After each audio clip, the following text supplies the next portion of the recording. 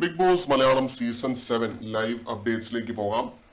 ആര്യന്റെ അമ്മ ആ ഒരു യെല്ലോ സോഫയിൽ പോയി ഇരിക്കുന്നുണ്ട്. ആ സോഫയുടെ കളർ ഇഷ്ടമായെന്നൊക്കെ പറഞ്ഞിട്ട് അവിടെ പോയി ഇരിക്കുന്നതാണ്. അപ്പൊ എല്ലാവരും ചുറ്റും വന്നിരിപ്പുണ്ട്. ഒനീല്, അക്ബറ, നെവിൻ, അനീഷ്. എല്ലാവർക്കും മിണ്ടാൻ ഒരു വൈക്ലഭ്യമാണ് കേട്ടോ. കാരണം എന്താണെന്ന് വെച്ച് കഴിഞ്ഞാൽ അറിയാമല്ലോ, മലയാളം അത്ര ശരിയല്ല പുള്ളിക്കാരത്തിയുടെ. അപ്പോൾ ആരും അധികം മിണ്ടാനായിട്ട് തയ്യാറാവുന്നില്ല. ഇതൊരു വൺ വേ കമ്മ്യൂണിക്കേഷൻ പോലെ. ആര്യന്റെ അമ്മ എന്തെങ്കിലും പറയും, എല്ലാവരും അത് കേൾക്കും, ഇച്ചിരി ചിരിക്കും, ചെറുപുഞ്ചിരിയോടെ എല്ലാവരും കേട്ടിരിക്കും ആര്യന്റെ അമ്മ പറയുന്ന കാര്യങ്ങൾ.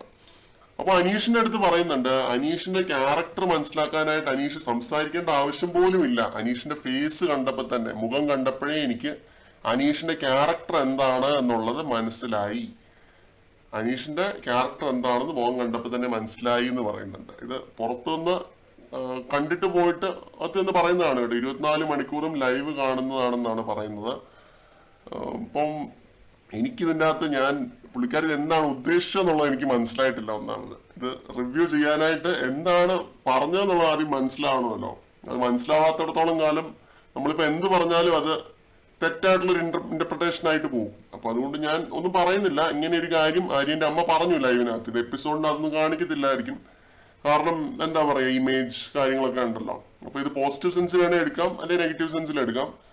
പിന്നെ ആര്യന്റെ അമ്മ എല്ലാവരോടും പറയുന്നുണ്ട്, ഇതൊരു എക്സ്റ്റെൻഡഡ് ഫാമിലി ആയിട്ട് മാത്രം നിങ്ങൾ കരുതുക, അല്ലാതെ പുറത്തെ നെഗറ്റിവിറ്റിയോ പോസിറ്റിവിറ്റിയോ ഒന്നും നിങ്ങളെ മൈൻഡിലേക്ക് എടുത്ത് സ്ട്രെസ്ഫുൾ ആവരുത്. നിങ്ങൾ ഇവിടെ എൻജോയ് ചെയ്യുക, ഹാപ്പി ആയിട്ട് ഇരിക്കുക എന്ന് പറയുന്നുണ്ട്. ഈ ഒരു സന്ദേശമാണ് എല്ലാവർക്കും കൊടുക്കുന്നത് കേട്ടോ.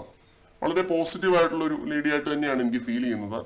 പിന്നെ അനീഷിനോട് ഇങ്ങനെ ഒരു കാര്യം പറഞ്ഞു, ഇത് നെഗറ്റീവായിട്ട് പറഞ്ഞതാണോ പോസിറ്റീവായിട്ട് എടുത്താണോ സത്യമായിട്ട് എനിക്ക് മനസ്സിലായിട്ടില്ല. അത് പുള്ളിക്കാരത്തിന്റെ മോനുമായിട്ട് അത്രയധികം ഫൈറ്റ് ചെയ്തിട്ടുള്ള ഒരു വ്യക്തിയാണല്ലോ അനീഷ്. അപ്പോൾ അതുകൊണ്ടാണ് ഞാൻ ഇത് പോസിറ്റീവായിട്ട് പറയണോ നെഗറ്റീവായിട്ട് പറയണോ എന്ന് അറിയാൻ മേലാത്തൊരു ശങ്കയിൽ നിൽക്കുന്നത്. പ്രേക്ഷകർ പറയുക നിങ്ങൾക്ക് എന്താണ് തോന്നുന്നത് എന്നുള്ളത് കമന്റ് സെക്ഷനിൽ അറിയിക്കുക. ലൈവ് കണ്ടവരാണെന്നുണ്ടെങ്കിൽ കേട്ടോ. കൂടുതൽ അപ്ഡേറ്റുകളുമായിട്ട് വീണ്ടും കാണാം.